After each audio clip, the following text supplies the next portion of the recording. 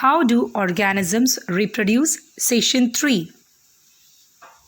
Hi dear children, welcome to the biology session on the lesson How do organisms reproduce?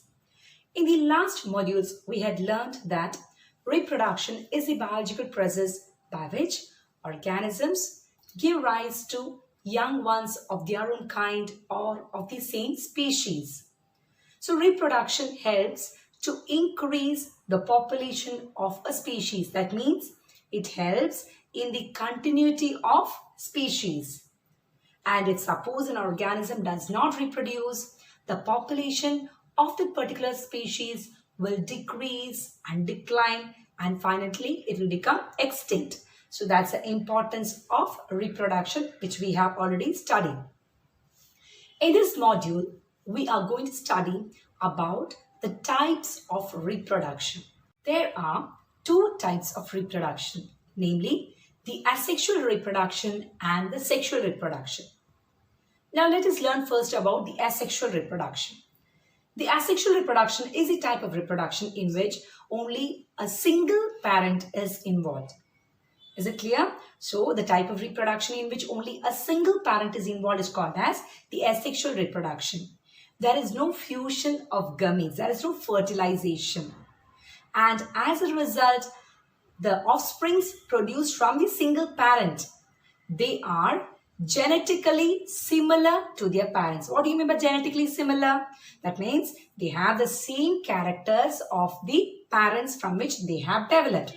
So genetically similar offsprings are produced in the case of asexual reproduction. And it is a very simple kind of reproduction. It is taken by organisms who have a very simple organization. And it has to rapidly multiply the number of organisms. It is a very fast process. So it increases the number of organisms in a very less time span. But what is the disadvantage of asexual reproduction? It generates minimal variations. It generates very minimal variations. And what is the importance of variations? We had studied in the last module. It helps an organism, that means variation helps an organism to tide over an unfavorable condition, or when there is a change in the environment, it helps the organism to adapt to the changed environment when there is variations. But asexual reproduction does not generate variations. Much variations is not produced in the case of asexual reproduction. Then what is sexual reproduction?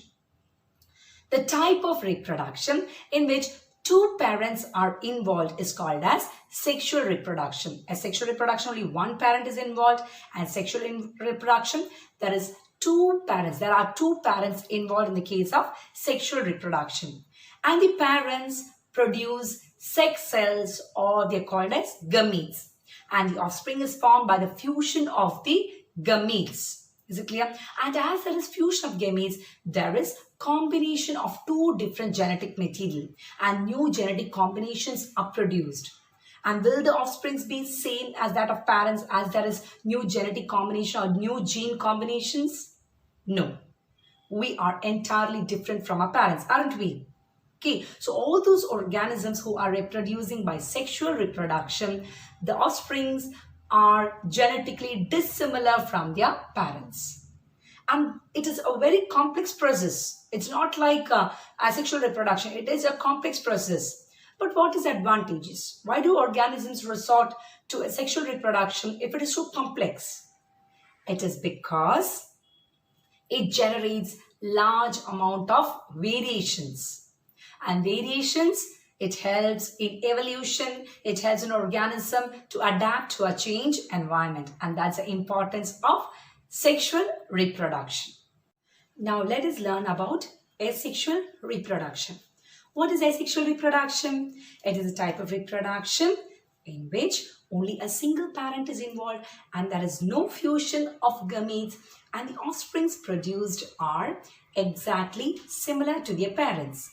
And asexual reproduction is done by all prokaryotes and some eukaryotes. And the modes of reproduction differs according to their body design, according to the body design of the organisms. Now, the different methods of asexual reproduction are fission, fragmentation, regeneration, budding, vegetative propagation, and spore formation.